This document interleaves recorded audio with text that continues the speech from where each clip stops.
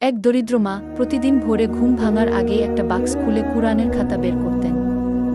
সে খাতা তার ছেলের ৭ বছরের ছোট্ট হাফেজ ছেলে, যিনি ৫ পারা মুখস্থ করেই চলে গিয়েছিল এই দুনিয়া ছেড়ে।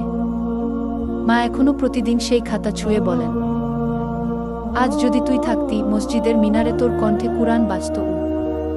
ছেলেটা খুব শান্ত ছিল। মা যখন কাজ করতে যেতেন সে বাসায় বসে নিজে নিজে পড়ত, হে আল্লাহ, আমার মা বাবাকে দয়া করুন, যেমন তারা আমাকে ছোটবেলায় লালন করেছেন গো।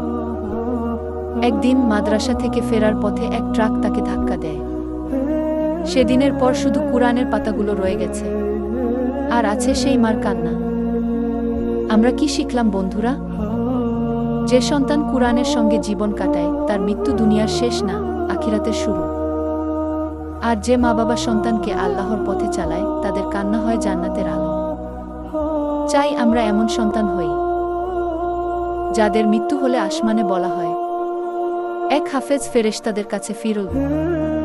এমন সব ভিডিও পেতে আমার চ্যানেলটি সাবস্ক্রাইব করে পাশে থাকা বেল আইকন প্রেস করে পাশে থাকার অনুরোধ রইল। আল্লাহ হাফেজ বন্ধুরা।